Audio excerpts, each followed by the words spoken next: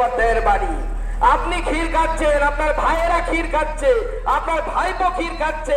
লাঠি হিন্দুরা খাবে না, লাঠি মারলে লাঠি খেতে হবে, তার জন্য তৈরি হয়ে যায়। অবাক লাগে এই কলকাতার বুকে যে কলকাতার সৃষ্টি, কলকাতা কিসের দরকার ছিল তৈরি করার? এই কলকাতা তো 1947 সালে পূর্ব পাকিস্তানে যাওয়ার কথা ছিল।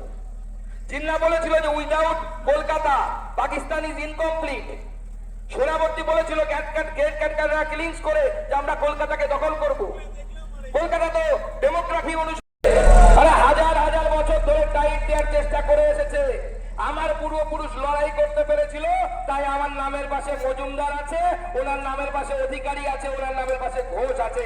আপনি পারেননি, তাই আপনার নামটা সিদ্দিকুল্লাহ হয়ে গেছে, নাহলে আপনার নাম সিদ্দিকুল্লাহ হতো না। আপনি ভয় দেখাচ্ছেন যে হিন্দুদেরকে বেরোতে দেবো না, কলকাতায় বন্ধ করবেন। আমরা পারি না কি আপনাদেরকে বলি, হাজারখানা বাস নিয়ে আমরা কালকে মুর্শিদাবাদে যাবো, কি যেতে পারি কিনা? আমরা ক্ষমতা আছে কিনা আমাদের? গোপাল বাধা কি শেষ হয়ে গেছে? আমাদের প্রাক্তন সাংসদ আজকে মিডিয়া আমাকে জিজ্ঞেস করেছে, আমাদের প্রাক্তন সাংসদ আমাদের নেতা অর্জুন দা বলেছেন যে বিহার উত্তরপ্রদেশ থেকে লোক নিয়ে এসে ঠান্ডা করে দেবো। আমি মিডিয়াকে বলেছি ওটার প্রয়োজন হবে না, বাঙালি এখনো ফুরিয়ে যায়নি, বাঙালির বুকে দম আছে, প্রয়োজনে বাঙালি রক্ত দিতে পারে, রক্ত নিতে পারে, সেই ক্ষমতা আমাদের আছে। চোর, এটা নিয়ে আর কারো মনে কোনো কনফিউশন নেই। মমতা বন্দ্যোপাধ্যায়ের বাড়ির লোকেরাও জানে যে মমতা বন্দ্যোপাধ্যায় চোর এবং ISI সার্টিফাইড চোর, এই দিয়ে কারো কোনো মত নেই।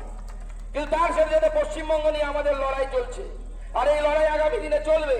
মাননীয় বিরোধী দলনেতা যে প্রস্তাব দিয়েছেন, সেই প্রস্তাব নিয়ে আমরা আলোচনা করব যে কোন দিনটাকে হিন্দু শহীদ দিবস হিসাবে আমরা পালন করতে পারি। এবং আজকে আমরা এখান থেকে আমি ঘোষণা করে দিচ্ছি, মাননীয় বিরোধী দলনেতার সিদ্ধান্ত অনুসারে যে 16 তারিখ আমরা হিন্দু দিবস হিসাবে, শহীদ দিবস হিসাবে আমরা পালন করব। শুধু তাই নয়, আমরা 16 তারিখ থেকে ওই দিনটা তো পালন করবো। 16 তারিখ থেকে 20 তারিখ অব্দি টাইম দেয়া থাকলো, নিজের জেলায় জেলায় ফিরে যাবেন, জেলায় জেলায় প্রতিবাদ মিছিল করবেন, প্রয়োজনে থানা ঘেরাও করবেন, প্রয়োজনে ডিএম অফিস ঘেরাও করবেন, নিজেদের মতো নিজেরা পরিকল্পনা করবেন, কিন্তু জেলায় প্রতিবাদ মিছিল হওয়া চাই। আমরা প্রত্যেক দিন প্রতিবাদে নামবো, চাকরিহারাদের পাশে আমরা আছি, কিন্তু যারা পশ্চিমবঙ্গের যারা যোগ্য তাদের সাথে আমরা আছি, কিন্তু যারা পশ্চিমবঙ্গের সুস্থিতিকে যারা নষ্ট করার চেষ্টা করবে, যারা বলবে যে হিন্দুর মা তোর ড্যাশ ড্যাশ ড্যাশ, যারা বলবে তোর মন্দিরটা ভাঙো, মোদি হিন্দুদের, মোদি আইন পাস করেছে। মমতা বন্দ্যোপাধ্যায় বলছেন আইন নাকি এখানে লাগু হতে দেবেন না। যদি আইন লাগু হতে না দেন তাহলে দাঙ্গা হচ্ছে কেন? আর যদি দাঙ্গা হচ্ছে তাহলে আইন লাগু হবে না কেন? আমি বলছি কেন্দ্রের করা আইন কোর্টে আগামী দিনে বিচার হবে। কোর্ট যদি রায় দেয় যে এই আইন এখানে লাগু হবে, মমতা ব্যানার্জির ক্ষমতা নেই যে আইন এখানে আটকাতে পারে, সেই আইন এখানে আটকানোর ক্ষমতা নেই। চণ্ডীতলায় কখনো মুর্শিদাবাদে হিন্দু ভোট ভাঙো আর তৃণমূলকে জেতাও, চোরেদের রাখো। তাই পথে পথ দেখাবে, কয়েকটা মাস পথে থাকুন। 68% হিন্দু ভোট দেয়, 32% ভোট দিতে যায় না। দয়া করে 10% হিন্দু বাড়ি থেকে বা রাজ্যের বাইরে থেকে এসে ভোট করুন। আর ভাগ হবেন না, ব্রাহ্মণ, ক্ষত্রিয়, বৈশ্য, শূদ্র।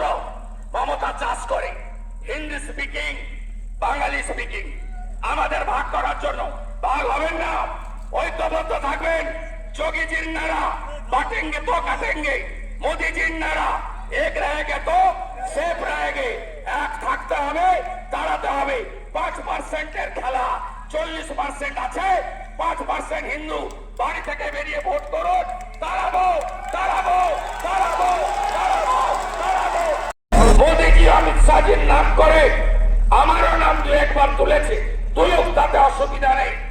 মোদিজি অমিত শাহজির নাম তুলে বলেছে এটা তো কিছুই নয়, এরপরে আমাদের পরব আসছে, আমরা জবাই করব হিন্দুদের। আজকে হরগোবিন্দ দাস, চন্দন দাসকে জবাই করা হয়েছে, তারা হিন্দু বলে বাড়িতে গিয়ে।